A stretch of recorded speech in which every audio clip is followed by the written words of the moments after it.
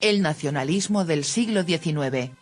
En esta presentación daremos el concepto y características del nacionalismo, el liberalismo y la influencia de estos dos movimientos ideológicos en Europa del siglo XIX. Concepto de nacionalismo y su auge en el siglo XIX. El nacionalismo en la Edad Moderna surge con la llegada de las grandes revoluciones como lo fue la Revolución Francesa. A esta última se le atribuye mayor repercusión al surgimiento del nacionalismo. Los acontecimientos que suscitaron los ejércitos napoleónicos buscaban reformas de carácter liberal, los cuales orillaron a los individuos a tener como prioridad defender y construir un movimiento sociopolítico que les permitiera crear un sentimiento de pertenencia y patriotismo dentro de su misma nación y el territorio que estos compartían. El nacionalismo es, principalmente, una corriente ideológica de carácter político, social y económico. Dentro de esta se define que los individuos tienen la libertad de formar su propio Estado y gobierno, mediante el cual se hagan respetar sus objetivos en materia de economía y sociedad. Lo más importante del nacionalismo para los ciudadanos es la protección de su cultura, como lo son, la lengua, la religión y sus orígenes, ya que estos son la base de cada uno de los grupos que conforman una nación. El nacionalismo agrupa a individuos que comparten un mismo territorio, lengua y costumbres, y que tienen como propósito defender su cultura e ideales políticos. Sus características generales son: concientización del hecho nacional.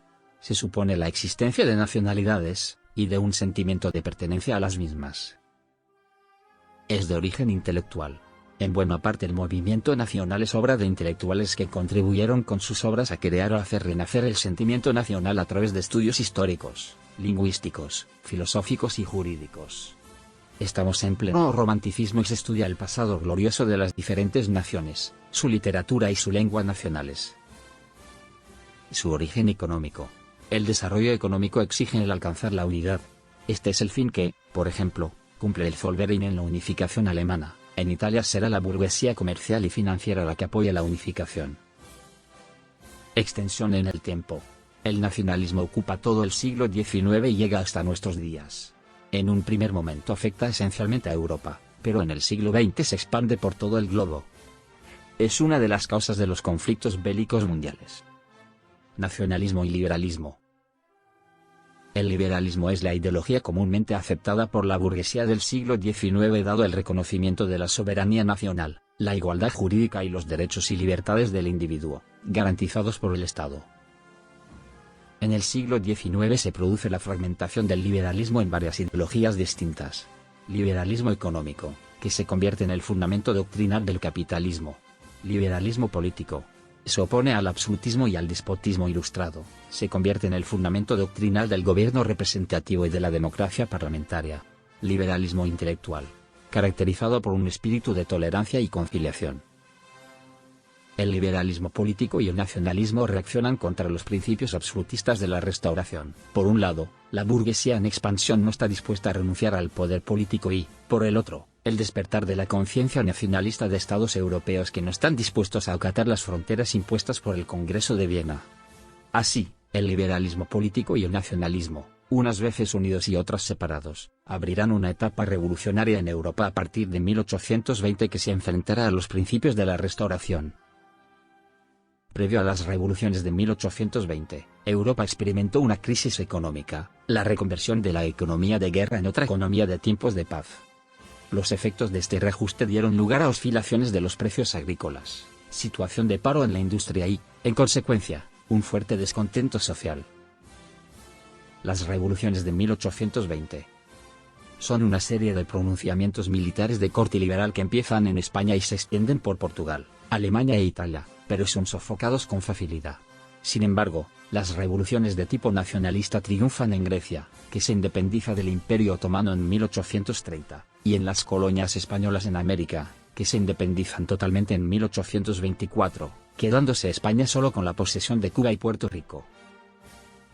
Las revoluciones de 1830 se inician con un levantamiento en Francia que derroca a los Borbones, y eleva al trono a Luis Felipe de Orleans. Bélgica logra independizarse de Holanda, y España y Portugal también consiguen instaurar sistemas liberales moderados. Fracasan los movimientos nacionalistas en Alemania, Italia y Polonia. Las revoluciones de 1848, conocidas como la Primavera de los Pueblos, Esta vez son las clases populares, y la pequeña burguesía las que se unen contra el absolutismo y contra la burguesía conservadora. Suponen los primeros pasos organizados del movimiento obrero, y la puesta en escena de ideales democráticos como la igualdad social, el sufragio universal y la soberanía popular. Empiezan en Francia con la instauración de la Segunda República, y se propaga por las principales ciudades centroeuropeas, evidenciando la imposibilidad de mantener el antiguo régimen en la segunda mitad del siglo XIX. Nacionalismo italiano. El nacionalismo italiano es el movimiento social, político e ideológico que conformó desde el siglo XIX la identidad nacional de Italia. El romanticismo influyó mucho en este movimiento. El nacionalismo italiano pretende la unificación de todo un territorio. También es un movimiento irredentista, ya que consideran que Fiume, Istria y Dalmacia son territorios italianos que no se encuentran dentro del Estado en formación. Italia no existía en el siglo XIX, los territorios que fueron unificados, eran independientes. Las revoluciones de 1820, 1830 y 1848 habían tenido incidencia en Italia, pero no habían conseguido nada más que dejar de manifiesto las ideas liberales del pueblo. La unificación italiana construyó distintas concepciones. La apoyada por Giuseppe Garibaldi, que quería una república centralista y unitaria presidida por Giuseppe Mazzini. El nacionalismo católico moderado defendía una confederación de estados presididos por el Papa Pío IX. La monarquía parlamentaria de Piamonte. El periódico Segundo Resurgimiento y la Sociedad Nacional Italiana, presidida por Cavour, pretendían la unificación mediante una monarquía parlamentaria encargada por el rey de Piamonte, Víctor Manuel II. Causas de la unificación. Causas económicas. Los estados ricos son quienes desean unificación, pues quieren un mercado amplio para poder vender sus mercancías en el norte y sur. También querían eliminar aduanas y fronteras con otros estados, creando así un estado más poderoso. Causas culturales. El gran motivo de la unificación es cultural, ya que las naciones provenían de los mismos pasados romanos.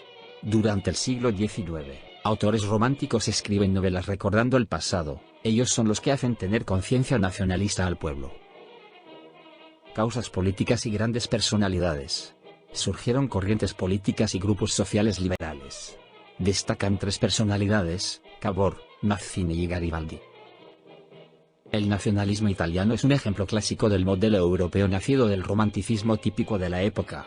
Este nacionalismo destaca porque es en el que se inspiran los alemanes para su proyecto unificado. Asimismo, el liberalismo italiano se inspira mucho al modelo español. El nacionalismo alemán. Proceso unificador. A mediados del siglo XIX, había una composición de 32 estados germanos independientes entre sí. Desde 1834, ya se pensaba en una unificación aduanera, el Zollverein, e incluso este pensamiento venía desde antes con los discursos de la nación alemana de Fichte.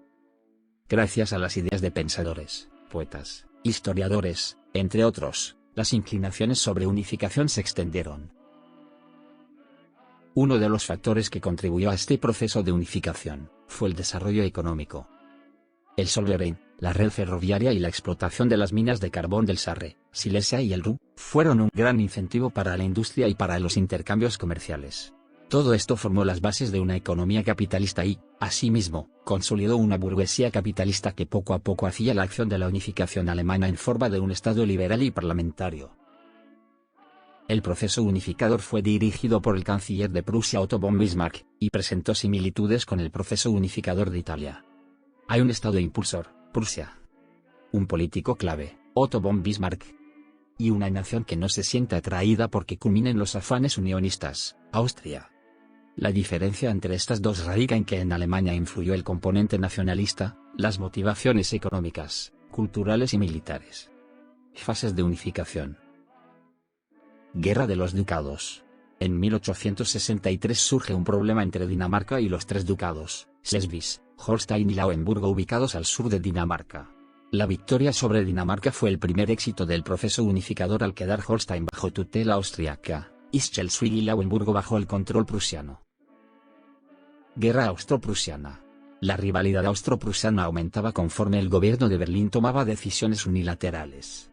Una de las decisiones de este gobierno fue firmar un acuerdo aduanero con Francia y promete la formación de una confederación. Tras conseguir el aislamiento diplomático de Austria y firmar la alianza militar con Italia, Bismarck desata una guerra y saliendo victoriosa Prusia. Guerra franco-prusiana. Francia ve con recelo la victoria de Prusia sobre Austria y pide compensaciones territoriales. Los estados del sur, con temor a que esas peticiones los afecte, firman tratados militares con Prusia, y París y Berlín discuten ante la posibilidad de que el trono español quede en manos del alemán Leopold de Hohenzollern. Bismarck manipula la réplica de la negativa de Guillermo de la oposición francesa del nombramiento y estalla la guerra. Prusia ganó la guerra y Francia se ve obligada a firmar la paz de Frankfurt, que incluía la cesión de Alsacia y parte de Lorena y el pago de una indemnización de 5.000 millones de francos en oro. Conclusiones generales. El centro de la idea nacionalista es la posibilidad de agrupar personas de acuerdo con comunes denominadores de tipo cultural, lenguaje, idioma, historia, costumbres, religión, etnicidad y similares, las que en conjunto forman una nacionalidad propia y clara. Como consecuencia general, el nacionalismo concibe a un país soberano como coincidente con la nación, un gran grupo de personas con rasgos culturales homogéneos. Si se acepta que la nacionalidad justifica soberanía política, eso es aceptar también que la soberanía radica en las personas que forman la nacionalidad en cuestión. En cada una de ellas hay esa soberanía. Es decir, la soberanía al final es personal e individual, no colectiva. Un ser en el que radica la autonomía y la soberanía es, por definición, libre por sí mismo, y esa libertad no conduce necesariamente a un gobierno nacionalista, sino a un gobierno de ciudadanos libres. El nacionalismo, además, llevado a sus extremos, tiene consecuencias que llevan a situaciones propicias a la violencia, porque es parte del nacionalismo la sospecha del extraño, el recelo del que es distinto y por definición una amenaza latente. La consecuencia inmediata a la unificación alemana fue la creación del Segundo Reich en Alemania, Imperio Alemán, que le permitió el rápido y acelerado desarrollo económico y militar, al igual que el crecimiento de su poder geopolítico en Europa. Esto le permitió a Alemania la entrada en la disputa por el territorio en el proceso de neocolonización de África y Asia, aumentando la competencia por territorios con el Reino Unido a finales del siglo XIX. Este hecho aumentó las tensiones entre Alemania y el Reino Unido, uno de los factores desencadenantes de la Primera Guerra Mundial, así como la formación de la Triple Alianza en 1882. Un bloque político y militar compuesto por el Imperio Austrohúngaro, Italia y Alemania. La unificación italiana fue el resultado de la iniciativa política del rey de Piemonte, Víctor Manuel II, así como del empuje de Garibaldi. Logró la formación de una identidad italiana generalizada y el crecimiento económico y político italiano. La unificación se logró mediante la expulsión de los austriacos, con el apoyo francés, y al tiempo logrando consolidar un reino de perfil conservador que se impuso a los planteamientos revolucionarios. El nacionalismo, derrotado en 1848, alcanzó sus objetivos mediante un proceso controlado desde arriba, alejado de los sueños revolucionarios. Se logró la unificación italiana sin que las clases acomodadas se vieran amenazadas por un movimiento social amenazante. Se logró la unificación sin hacer la revolución.